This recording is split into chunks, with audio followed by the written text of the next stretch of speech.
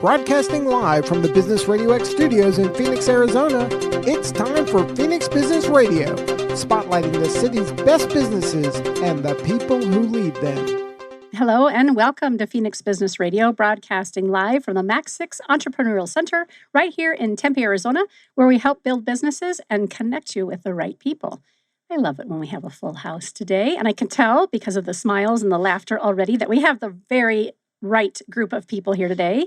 We have a team from EOS Worldwide. These are professional EOS implementers, and I think we have Scott Goodrich in the middle here to thank for rallying the troops for today's interview. Oh, thank you very much for having us. We're excited. Really And did you and Daryl connect on LinkedIn? I think is how we did. Yeah, connected through LinkedIn. Great place to get things started and spend a little time going back and forth there. So we really appreciate the invite and we're so happy to be here. So thank you so much. Absolutely happy to have you. So along with Scott, we also have Mary Tautimas. Yes, you got it. Well, not as smooth as you do it. Tautimas. Tautimas, not bad. Welcome. Thank you. Certified EOS implementer. And how long have you been an implementer? Since 2020. So graduated from our boot camp that we go through and flew home into COVID. So it was a really great time to start helping businesses. No, it wasn't. I was just going to say, I was waiting for that was the punchline. That's right. Yeah. But it turned out there were still lots of people to help and that were doing okay. And so thankfully, thank God, it worked out just fine. And having read your bio, and we'll get to it, I'm sure at some point, you had been on an entrepreneurial journey yourself. So I'm looking forward to learning more about that. And then also we have Fred Genshin. Good morning. Welcome, sir. I did okay on that name. Perfect. Got it all written phonetically here. And how about yourself? How long have you been an implementer? About the same amount of time as Mary, 3 years. Okay. Right as COVID was starting to settle in. So yeah, first year was a journey for sure. Yeah, but yeah, the community is great. I found while everybody was isolating, I took a lot of joy in getting to know the community and really diving in with that. So yeah, this has been great. And we found out very quickly that we have a friend in common, John Dieter, which is super exciting. And I mentioned that's how I landed at Max 6. So I'm always appreciative of my buddy, John. John was one of the first implementers that I met when I went to boot camp. Really? Yeah, we gathered in the bar and just shared our journeys, and John's great people. He certainly is. Well, good. That's great to hear that. And I didn't ask you, Scott, how long have you been an implementer? Yeah, I'm the newest of the bunch, actually. Are you really? Yeah, newest of the bunch. So I left my corporate career this summer and started with EOS just this past fall.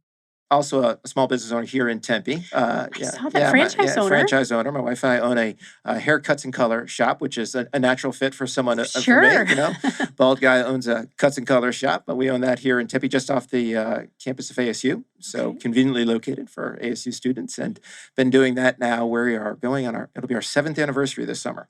Well, that's incredible. Yeah. Yeah. So for our listeners and viewers who are not familiar with EOS, I would love for one of you to kind of start off by explaining, what it is, the role that you play in helping businesses be successful. And then I'm very much looking forward to the backstory too. So who would like to kind of explain up and shore up what EOS is? Sure, I'll get us started. The new guy. Yeah, let the new guy start. See how he does. The new guy. Let me hand out the placement cards. 10, 6. That's right. Ironically, we do that each and every time we host a session, but we'll save that. We'll save that for later. Right. Save that for later. Really, EOS is all about helping small business owners and entrepreneurs get what they want from their business. That is what we say to anyone that's interested in listening or hearing a little bit more about EOS. Is what is it that you're looking to get out of your small business? Small business owners go in with a great idea, some other reason for saying, hey, I want to go out on my own. I'm no longer to work for somebody else. But once you get into it, what's really going on there that makes you want to continue that? And what's the end game? What's that look like? And we help facilitate that end game for them. So we're coaches, we're facilitators, we're teachers. We don't have answers. We are not gurus. We are there to pull answers from the people that we work with. Typically, those answers are around 3 different things that we call vision, traction, and healthy. So we help business owners realize their vision, making sure they and their leadership teams are all on the same page and 100% aligned on where you're going and how you're going to get there. And then we make sure they have traction. They're operating with discipline and accountability and executing on that vision. And ultimately, we want to build healthy leadership teams. And that's where we do see quite a bit of time and effort on our side spent is making sure that your leadership team is actually healthy, working together, really cohesive, and really high functioning. So those 3 things, vision, traction, healthy, are the areas that we spend our time with in working with our clients. I give him a 10. I think so too. Yeah. Fred? Well done. Fred's going to be a little skeptical. 10.1. Okay. Get over top of that mark there. So good. And do you guys have an idea of how many EOS implementers, how many businesses in Arizona are supported by EOS implementation? We just answered this at our client appreciation event, and I think that we have around 750 businesses running on EOS with EOS implementers. Is that right? I think it's 600. Okay, it could be 600. Oh, we're going for 700. I'm sorry, I have my If you goal. look on the back of my shirt when we're done, Karen, it's actually on the back of our shirt. That? Yeah, so I think we are looking to be at 700 by year. We'll have Daryl get a picture of that when That's we're right. done. We'll put that on I'm there. always That's the right. optimist. My apologies. We'll get there. Yeah, no, I love that. Yeah, we'll Okay. get there. And again, for our listeners who this is a brand new conversation, which I would imagine it wouldn't be, because really EOS has been around for quite some time and has been of great influence for a lot of small business owners worldwide. That's right, worldwide. Right. 649 implementers worldwide right now. That's the latest total that we just learned at our annual meeting we had just at last week of February. And where were you guys? Here in Arizona? Dallas, Texas. Oh, fun. Did you get to see your son? Did you say your son was in Texas? He's in San Antonio. Okay. Did not get to see him. It was a jam-packed 36 hours of action on our annual meeting. And a big crowd. A lot of those implementers were there. Yep, From all over the world. Yeah. It's a really cool thing. You know, earlier when Fred was talking about the community is a really powerful part of what we do, because being an implementer requires a lot of education, and it's continuous education, connection, learning from each other. It's neat. It's exactly like Scott described. It is facilitation, coaching, and teaching.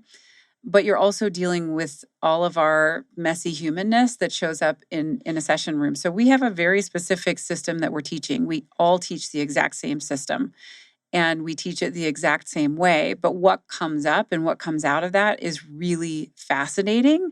And we rely a lot on each other for experience shares and just connection. So coming together, we come together every single quarter. We run on EOS, of course, our own businesses. That's good news. And then we hold each other accountable to the things that we say that we're going to do.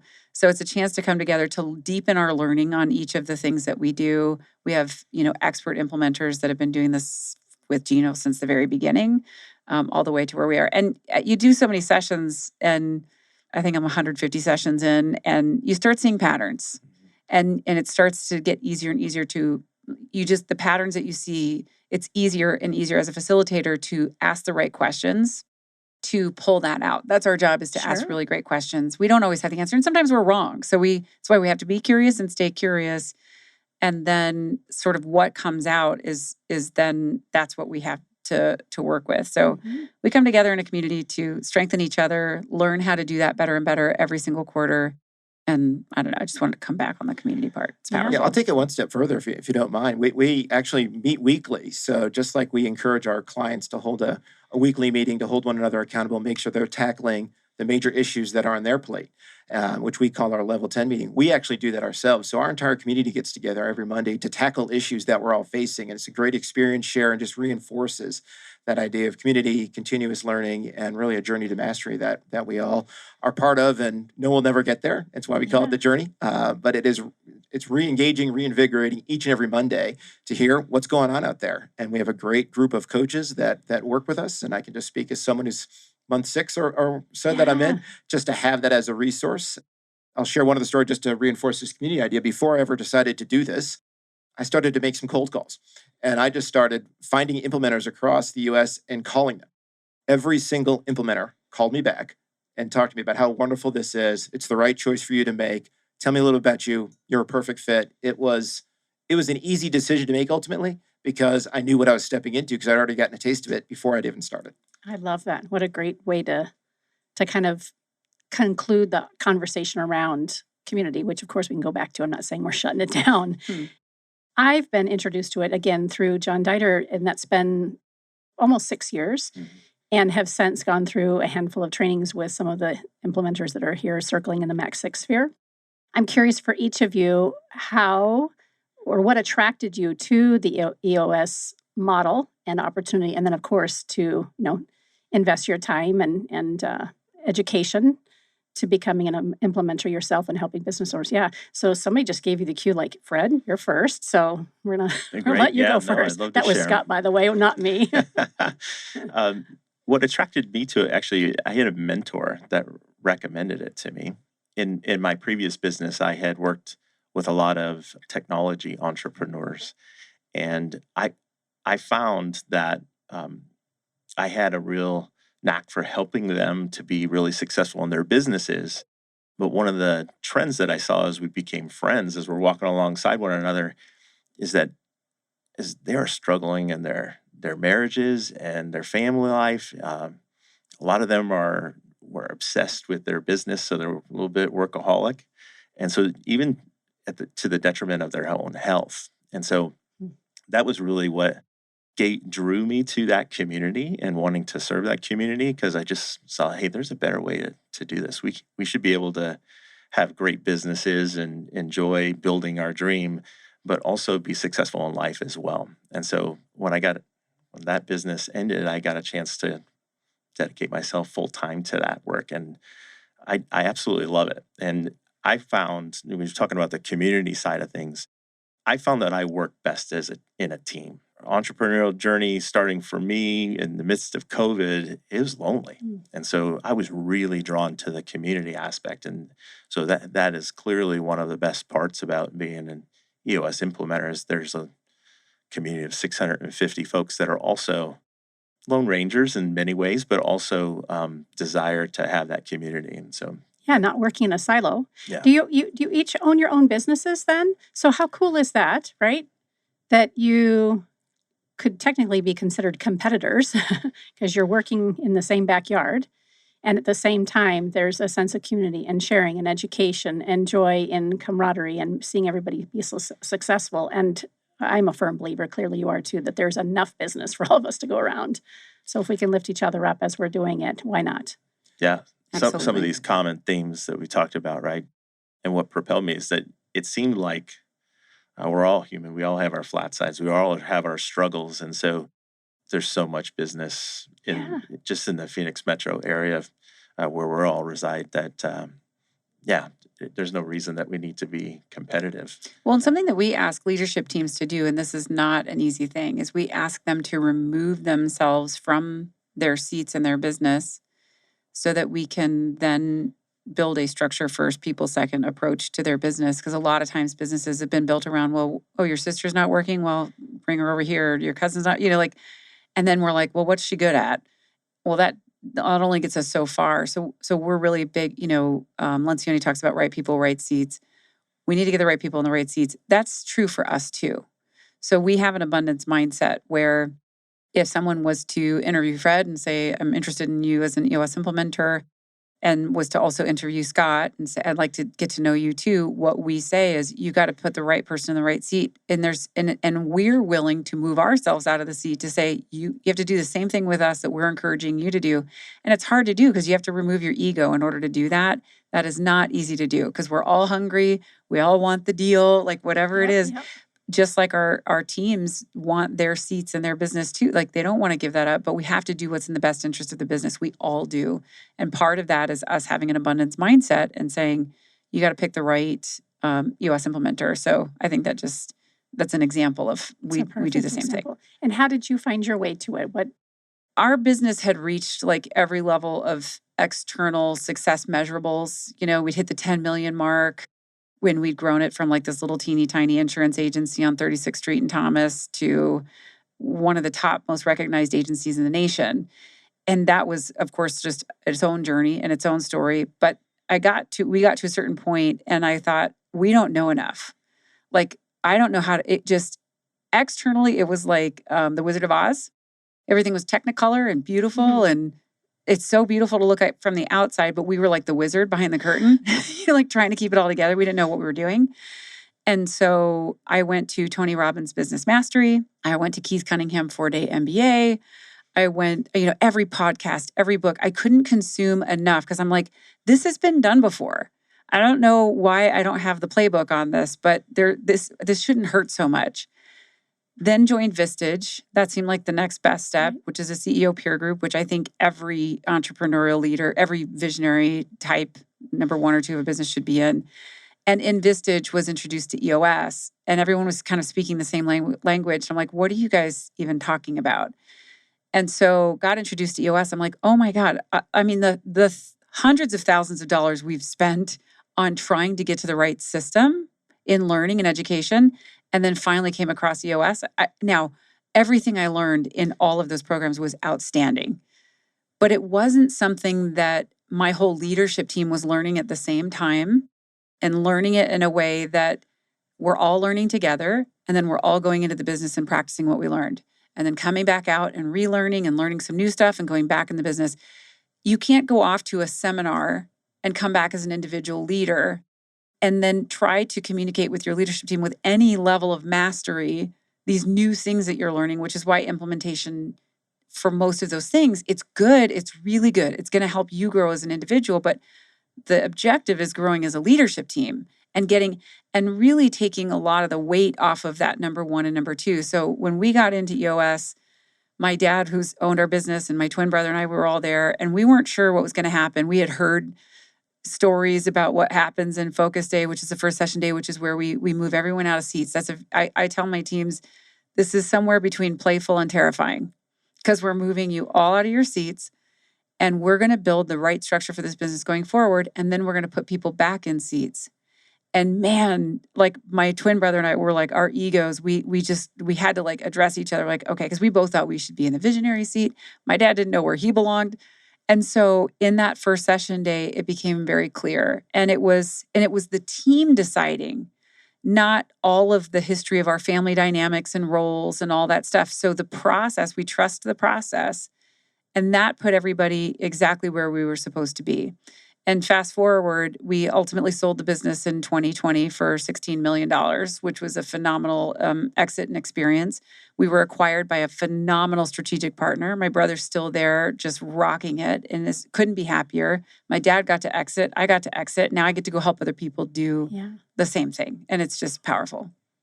What a great success story. And the playbook is the piece. I heard you say you've gained a lot of insight with everything you've read and participated in. But there was that one thing that wasn't bringing it all together that everybody could share. And the word to me that you used was playbook. Like, I just want the playbook. Like, just give me the playbook. We'll do the work. Like, I feel like Jim Carrey in that Ace Ventura, like, put me in, coach. Right. Like, I'm ready to go. But I just didn't know what that was. And the thing about EOS is that it's all of the best practices that you learn from Lencioni, and you learn from Michael Gerber, and you learn from... And but done in a way that you can actually do, and that a team together can do. It's sustainable. Right. It's sustainable. It's the art is in the simplicity, which is the thing that it attracted me to it. So I led large operational teams for a lot of my career and had done a lot of these things, because when you're leading operations, you have to have system, structure, process. It's what you have to do in order to scale in any way, shape, or form.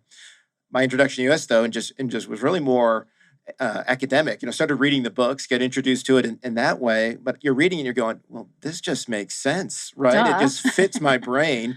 And the more that you learn, it's a journey to mastery, because you want to get really good at asking those right questions and making sure that you're pulling from the team all of the knowledge and insight that they have about their business. But you're doing it in such a simple way. And we must say the word simple a dozen times a session day, right? Every time we meet with a client, it's for a full day, and it's for a full session. And so, look, this is simple. There is no rocket science here. Like, we're going to go through this. You're going to hear this over and over again. But that's the art behind it, is in its simplicity. And we'll profess that over and over again for our clients, knowing that, hey, you're not going to be able to just swallow a pill and get it. This is not a seminar. You're not going to dabble. You're going to go in, and we're going to work on this together, but it's going to be simple in its form. But simple, not easy. Not easy. Simple, not easy. There is a difference. There is a difference. Yeah, and there's a level of sophistication. It's similar to what I say at the studio. We make this look super simple and easy when people come in, our clients or our guests like you guys.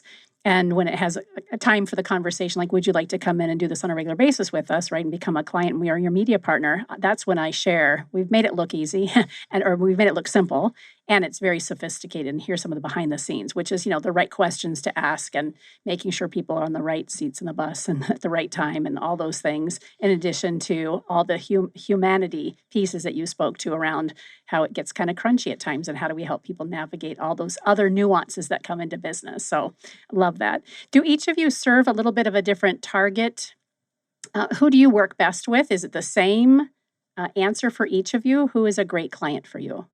So the client type is very similar. So we do have a sweet spot that, sort of our ideal target market that we're all looking to work with. And it's typically in a business that's 10 to 250 employees.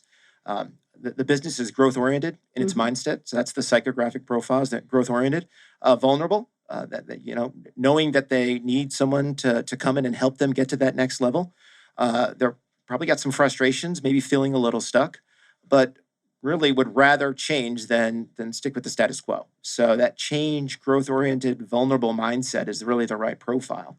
We'll have clients on both ends of that spectrum. There are some less than 10 employee companies out there that are doing this because they want to grow and they want to get the right foundation in place. And similarly, we've got some really big companies out there, a couple of publicly traded companies that see EOS as key to what they're building and what they've achieved already. But that's the right market.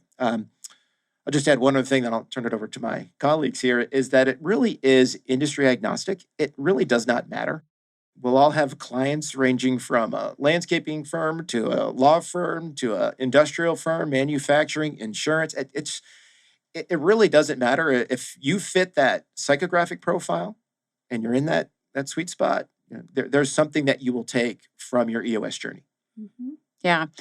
So everything that Scott said, and then we sort of start gravitating towards people. It's interesting because if you you walk into the practice of one implementer and you meet their clients, you're like, oh my gosh, it totally makes sense that these are your clients. Like they think like you, they behave like you, and we're all a little bit different. That's why it's so neat that we can be our true authentic selves, which is such an honor and privilege in the work that we do.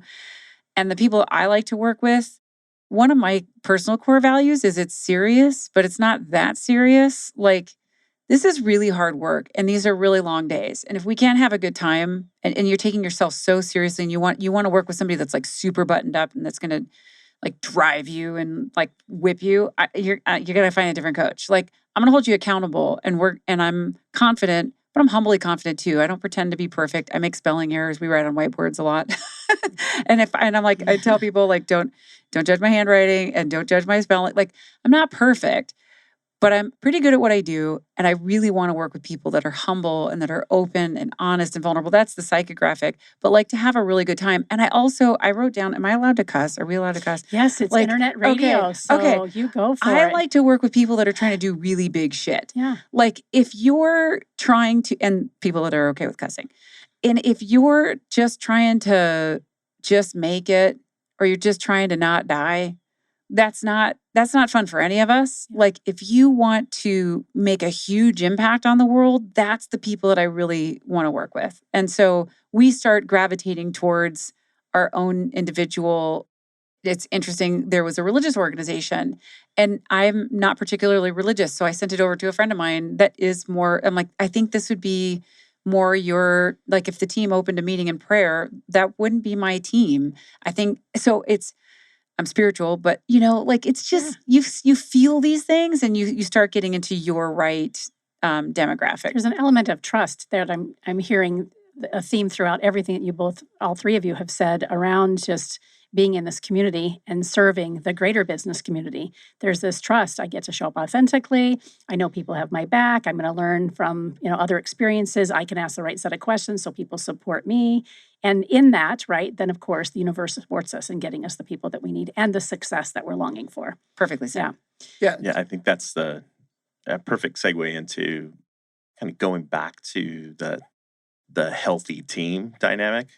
If we're trying to instill build a cohesive, functional team, at the core of that is trust.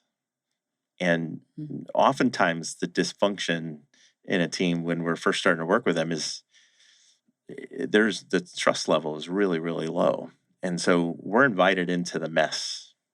And, when we become their EOS implementer, it's a sacred place to be able to come into their inner circle and be invited into that and to see all the mess, then to start building trust amongst the team members. And you have to be a trusted player in that. And so, I think that looks different for each one of us.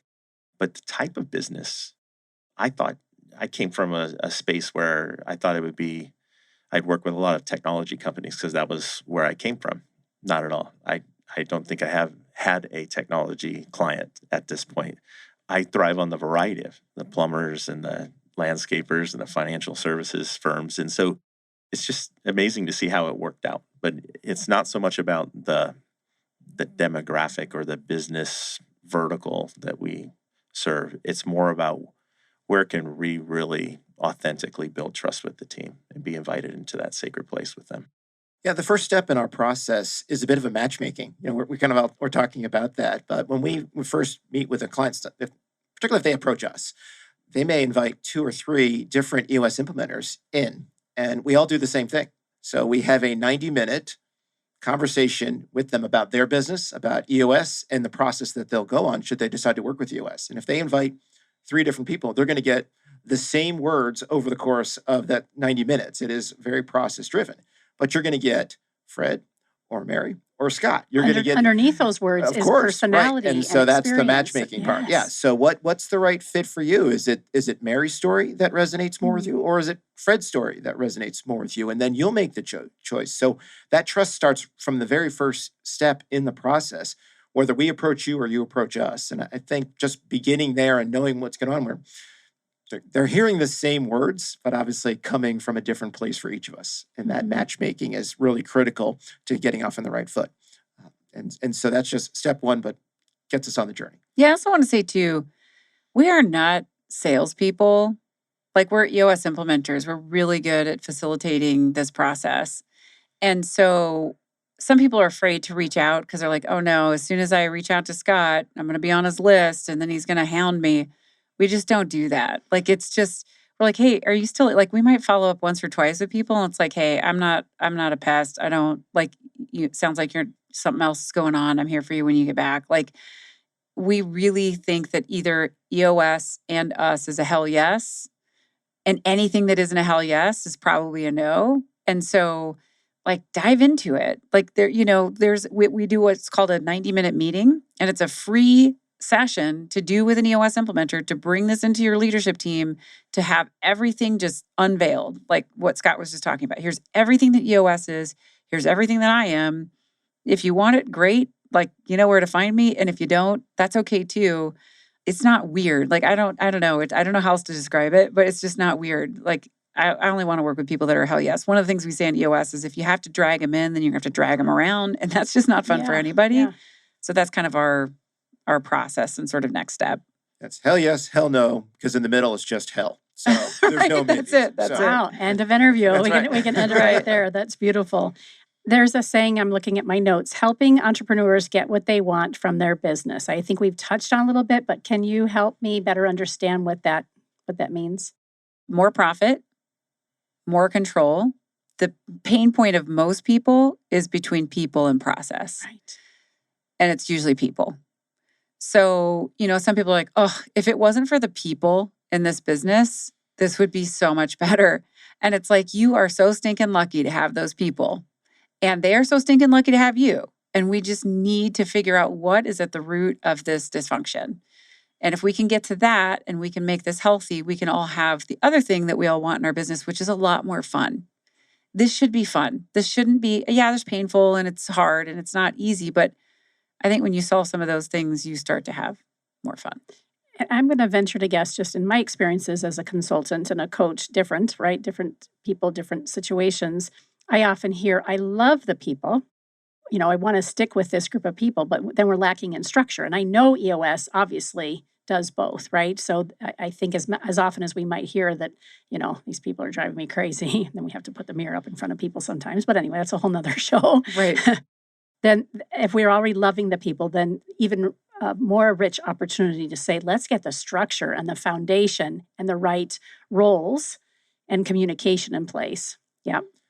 And often, and we start structure first, which is a little bit different. Okay. So when Mary's referring to that earlier, and when the first thing that we're going to do, the first tool that we're going to introduce with our clients is a structure first approach. And peel back the lid. That's right. And we call it an accountability chart, not an org chart. So we decide what are the key roles that exist in this organization? What do you need to get done? Okay, that's the seat. And then what are those roles, those seats responsible for, the 5 roles associated with that seat? We start there. There's not a person's name on that whiteboard when we're going through that. And that first step can take hours to make sure that is structurally sound. And then we said, okay, now who's going to go in those seats? And we start to determine, now do we have the right people for this seat we just decided on? So yes, it's always structure first. And yes, that most of the evil does lie on the people side of things. It tends to be where we spend the majority of our time, right? I mean, that's where we spend the time, because those are the hardest questions. Real lives, real human beings, people that we know, some that we love, some that we're related to, right? And but they may not necessarily be the right person or sitting in the right seat. And we've got to pull that back if you want to have the fun and move the business in the direction that you really want to move it in. Right. So when we're talking about getting what you want from your business, it really is that, like, but that's the question. What is it that you want? Do you want to exit? Do you want to grow? Do you want to have it be generational? Like, tell us, and let's work towards that, and then take the steps necessary to do that on our journey together. We need to know that from you. And if you don't know, okay, now we've got to go, right? Now we've got to really figure out what that is. And it's never what you guys want. It's, even if they're not able to articulate, you help them dig deep enough to find it so that they can keep having that as a benchmark. They know it. They may not want to admit it, but they know it. Yes. We're going to extract it from, right? The answer's in the room, not with us. I love that. Something to add, Fred? Yeah. In business, we often said it's not what you are doing, it's who you're working with, right? And so in my businesses, I've had a chance to work on some phenomenal all-star teams where trust was really high. And I've also had those teams that are very dysfunctional. We don't trust one another. And we, quite honestly, we stunk as a team. We didn't get much done. And so building that trust, and oftentimes when we start working with a team, they want to be a great team. They don't know how to get there. And so that they want the mess to go away. They want it to be higher performing. They want to have that team environment back again that maybe they've tasted, but is elusive right now. And so it's not easy to get there, and it's rare. But EOS really does, in a systematic way, get you to a point where you can build those all-star teams and you can really build that trust. And so oftentimes that is a core of what our prospective clients come to us, and they're like, I'm spending a lot of time in this business. I want to enjoy it again. I'm not enjoying it right now. And I want to love working with these people that sometimes are our family members. I don't want this to be the dysfunction in our business to carry over into our family life. I want to have this be something we love to do together and bring that as a pillar of our family rather than something that's tearing us apart. Scott, when we first started the show today, the conversation, you mentioned the three areas, vision, traction, and healthy. And then, Fred, you did a great job kind of bringing us back to healthy. Can we spend a little bit more time on vision and traction? Traction goes first, I think, ish. That's No. right. Yeah, That's okay. Yes, Right that's on. right. I'm looking at the book. Well done. You get an A. Yes. Woohoo. A 10.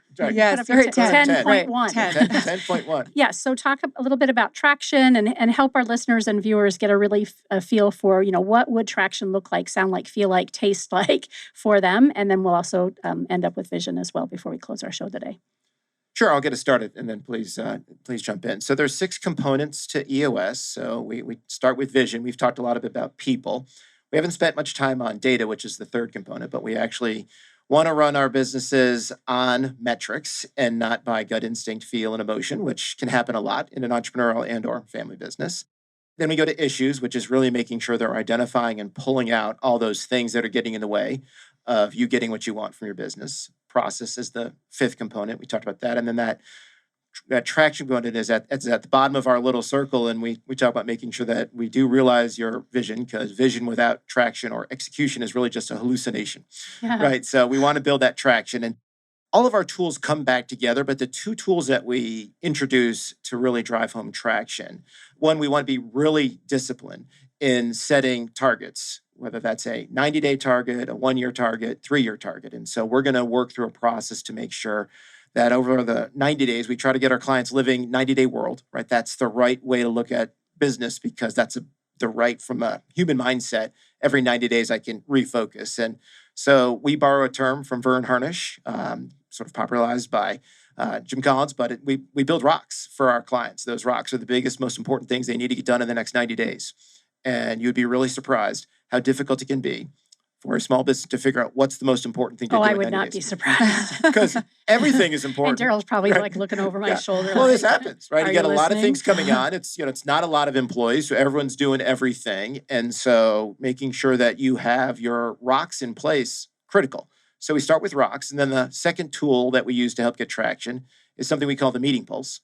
And so we'll introduce this to our clients. And the meeting pulse, from a high level, starts with annual planning sessions, right? So we do those every year, quarterly sessions, that 90-day world, so you're checking in. And then the cadence to really build that is a weekly meeting. We call it a level 10 meeting. We've been joking about it, but we call it a level 10 meeting because we score every meeting with a scale of 1 to 10. We want to get to a 10. But that weekly meeting pulse actually pulls in those components I talked about. Yeah. So when we go and introduce this concept of a weekly meeting agenda called our level 10 meeting, first off, people love it because, I don't have to think of an agenda for my weekly meeting. No. You just follow the same thing every time. You also strengthen a component. 4 of the 6 of them actually hit in that level 10 meeting. So you're gaining that traction on all those components. And now you're starting to build out a nice, consistent approach to the business, tackling the most important things on a weekly basis.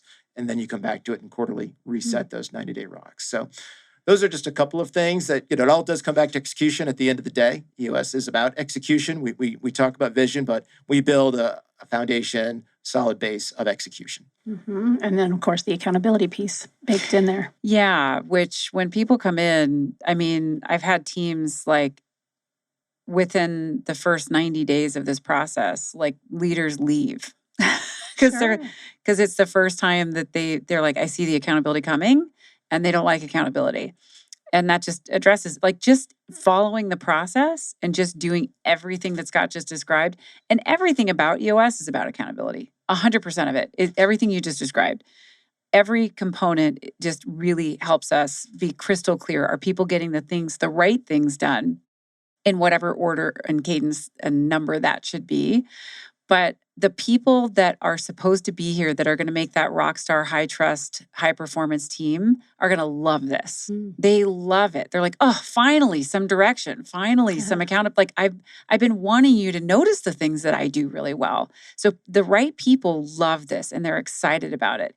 And then the folks that aren't excited about it, usually it's because they know that the rubber's about to hit the road and what we say in EOS is that once you got vision, your vision component, your people component, your data component really strong, everything is in sight now. There's nowhere to hide. There's no dark corners. It's all exposed. Yeah, the veil's been lifted. It's brilliant. Yeah. And I would imagine that people step away. At times, they might do it bitterly. However, I think more through the process that you've offered, they can really see where and why they're not the best fit. Yeah. And then they can leave an organization and the organization can say goodbye to them in a really healthy, whole manner. Yeah. Or move them into the right seat because maybe they're just not in the right seat. Maybe that's a possibility. Mm-hmm. But, it's just what we say in EOS is that everything is just an issue and it's solvable. And sometimes it does mean people leaving. Sometimes it means putting people in a different seat. Sometimes it means extra training. Whatever it is, it's just an issue and we can solve it. And we got to take some of the charge and some of the emotion out of some of that stuff and just make it just an issue that's solvable. Vision. We've talked a little bit about, is there anything else we want to add around the vision component? Well, vision is so important. And so many of our clients want to run right into, hey, I've got a really strong vision. It's in my brain and I'm having a tough time getting my team to understand it or to follow it or to be on board. And so it's critical. But it comes after we go through the traction and starting to establish some traction in the business. So they're seeing their business with transparency. They're seeing the issues. It allows them to paint a picture of what the future looks like a lot more accurately. And it being more accurate makes it a lot more achievable. And then once we have that state, then we go to work and let's really get the vision, the collective vision. It's already there, but everybody's perspective on it is typically skewed a little bit. And so getting them to all get it out of their brains and on paper, and then get alignment to it, and building a plan around that becomes really the work that we do around vision.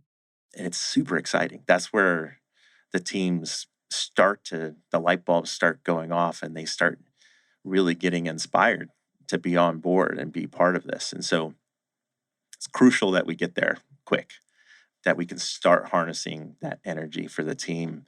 It gives them the energy to work through the issues and the messy stuff that starts to get uncovered. So yeah, and before EOS, like you're saying, like Fred's saying, it's all in their heads. It's in your head and his head and his head and my head. And some of the magic and power of EOS is the whiteboard and a marker and lists, so that people can see it and they're like, it's not that. Awesome. Then what is it? But before we got it all out of your heads, like when people leave our session rooms, all of their brains and heart is up on the board all around them. And then they can like organize it now and get it into a 2-page business plan that everybody can follow. And so it's what we say about the VTO. We didn't really talk about the VTO, the Vision Traction Organizer. It's a simplified 2-page business plan. One of my favorite things that Tony Robbins says is that complexity is the enemy of execution. Right. So we need to keep things as simple as possible. So we're asking questions throughout the day. All of their answers are going up on the board. They're like, it's not that, it's not that, it's not that. And we're just listening, and we're just noticing, and we're even writing things that they have not asked us to write because we're just acknowledging, And then sometimes they turn around, they finish their conversation, and on the board is everything that they just said. And they think we're so smart. We're not. We were just listening to what you were saying. But you were just engaged in your conversation. And then there's their answers collectively on the whiteboard in front of them. And then they can take that back into their business plan. And because they were all a part of it, because a lot of times before EOS, it's just 1 or 2 people that have that vision. And like Fred said, everybody has a pretty similar vision, and now they've all contributed to it. And so the buy-in, the desire to really carry that vision out, it's something they helped create, instead of, one thing we say is shared by all, that's like shared from their gut, like, I want this and I want to see this happen, instead of dictated to all. Okay, everyone, here's what we're doing because here's my brilliant idea. That doesn't have a lot of fuel. It's remarkable when you go and are talking to someone about EOS, and they say, oh, no, we already have a vision. And so, what is that vision? Well, let me pull it up.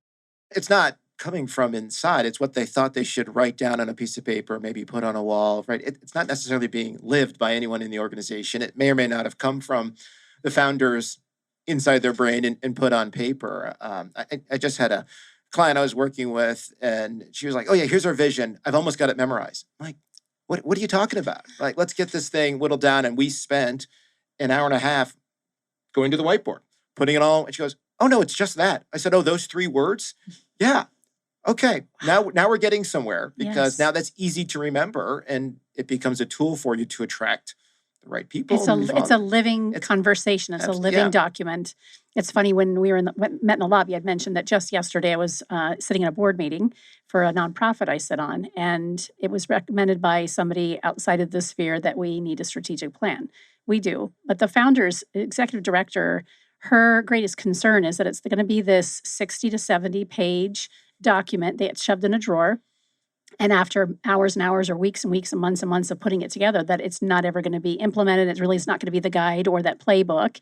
And that's when I said, not knowing that you guys were coming today, I should have known, but I didn't know what your roles were. Like, I think you need to connect with an EOS implementer. That's where you're going to find how to make this a living, breathing document that everybody rallies around. And here you are today. So I've already texted her, by the way, and I said, you're not going to believe this. I have 3 EOS implementers coming to the studio for my 9 o'clock show. She's like, I can't wait to hear. So, and she's not wrong if that was the process. Correct. Like that's exactly what happens. Which is where the fear comes from. Right. And actually, our board president said the same thing. She's an attorney, and she said, when I hear the word strategic plan, I kind of cringe. The hair on the back of my neck raises, and I think, oh, do we really need that? Because of how often that kind of a document, after those hours and tears and blood and sweat, gets shoved in a drawer, only to have people feel like they have to memorize it or walk past it on the wall. And then there's no execution or accountability and that momentum that says, this is how it's happening. And that's what I'm hearing as well, that we didn't really point out, but it's been a thread, is your role with the organizations and the businesses that you work with, that you're there with them along for the ride. And the frequency is super impressive with the weekly meetings, the quarterly meetings, and those sorts of things. That you are a partner with them in their success in all things, not just the plan, and the vision, the traction, but also the humanity of how we function and show up together. So all those issues can be solved. I love it. And to be clear, so we participate with them about 5 days a year. Okay. And then they execute everything that we teach.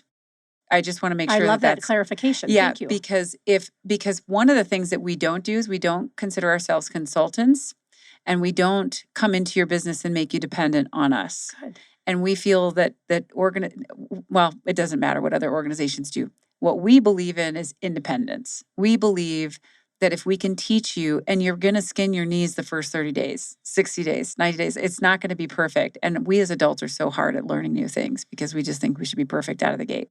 But everything is designed in exactly a perfect process so that the team can learn and do it on their own and skin their own knees.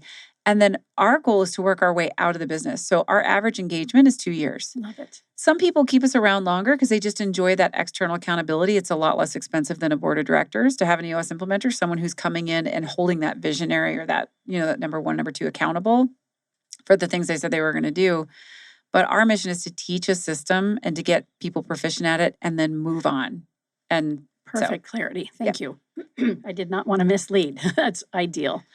How can our listeners and viewers get a hold of each of you? What's the best place for that? And it sounds like a 90-day complimentary conversation is typically where it starts. But Fred, how do people stay in touch with you and grab your attention? Yeah, the easiest way is through email. So fred.gengin@eosworldwide.com. Okay. And if this is of interest, like you said, the easiest way to explore that is through a 90-minute meeting. And that usually answers 99% of the questions, helps you really determine whether EOS is a good fit and whether Mary or Scott or Fred or another EOS implementer is the right fit for your business. And so, yeah, great opportunity to engage that way. So good. And then when this is published as a podcast, each of your bios and your contact information will be located there as well. And for Fred, it's last name is JENTGEN. Yes. All right. Very good. Yeah, similarly, email. So scott.goodrich, like the tires, at EOS Worldwide. But EOS Worldwide itself is a tremendous resource for anyone just looking to learn a little bit more. We have clients on all parts of the spectrum. Some will read the book Traction, say, all right, I'm going to try a few of these things. They may eventually come back around to one of us. They may decide to go it their own, but we have plenty of companies self-implementing. You can pull some tools off the website for free. There's others that are available through a subscription if you want to go that way, or you can decide to work with someone like us. And there's a bunch of folks here in Arizona doing what we do, and obviously nationally as well. And that listing is also on EOS Worldwide. So if somehow this finds you in a place other than Arizona, you want to work with someone local, there's a way to go find someone right near where your business happens to be operating. And that's also available on EOSworldwide.com. Very generous. The organization and all three of you, just very generous with your time and that willingness to say there's enough business to go around and hear all the resources. Go ahead and read the book. And I'm glad that Daryl and I both have our own copy. I think we have some homework coming up if you're down for that, Daryl. He's given us a nod and you're witnessing it. So thank you. That's fantastic to, again, let us know that you can dip your toe in or you can jump right in. And there's lots of different points of entry for people depending on where they're at. How about you, Mary? I'd say whatever your most recent LinkedIn post is, go find us there. It's really super easy. Your Business RadioX, go to LinkedIn. Our names we're tagged in there. It's a great way to connect with us. I think of EOS implementation with a leadership team in an organization, kind of like marriage counseling. A lot of people tell us, they're like, oh my gosh, this feels like marriage counseling, family counseling, but like with a group. And like you could read, I can't remember which author it is that is phenomenal with marriage. But we could read that book and then my husband's going to pick out all the parts that I'm doing wrong. And he's going to be like, there's the evidence. And he's going to point to the book. And then I'm going to pick out all the parts that he's doing wrong and be like, there's what you're doing wrong. Having a third party come in, like a marriage counselor, to say, oh, that's interesting, and be objective and not be in all the details and all the history and all the minutia of all the things that have happened over 15 years, but instead someone who's just really curious and objective and helping point out language. That's the other thing. My husband and I have been to marriage counseling and it's powerful, and I don't know why I didn't do it sooner. And it's just noticing my language and the things that I'm saying and how I'm saying it, and just noticing my role in things. And so everything Scott said is true. You can do all of those things. If you want to dig deep and you want to do the work and you want that objective opinion in the room, that perspective, and that person that's going to drive you, you definitely want to bring in an EOS implementer. So you can self-implement it. I totally agree. And plenty of people have done it. And you can do that for a period. And there's no cost of doing that except maybe the cost of progress, because you can go, like, just like with a marriage counselor, you can go farther, faster, deeper, but it's not available for everyone. So another thing that happens too is some implementers, you might look it up, do self-implementer sessions. So if people are self-implementing, there is kind of a way to like get some time with an implementer to make sure that you're also like tuning up and doing things the best way possible. So I just want to paint that picture in perspective, because when I see people self-implement, I'm like, you guys are so brave, because I'm not that smart. Like I couldn't have done it in our business, but I'm also not a very sticky follow through. So I need that external accountability. Which is so wonderful that you've shared that, because going back to your earlier example from your own journey and how you were trying to and really engaged in going to listen to other experts and reading books and participating webinars and seminars, and still there's something that wasn't sticking. And clearly this is it. So Yeah. I love that the way that the EOS community is set up is there are plenty of opportunities for entry, depending where you are. And then that support that just says, look, we want you to win. Exactly. We want you to love what you're doing. We want you to succeed, whatever that looks like for you. So however we can support you, we're here to make it happen. And if you want to have somebody run alongside you for a couple of years or longer, Yeah, we'll well, do that. kind of just take it back where we started, right? What do you want out of your business? What are you looking to get from there? How do you want to do this? Are you looking to dabble, or are you looking to get fit, to get right? Yes. And oftentimes that requires a personal coach, personal trainer to come in and help you get fit and get right.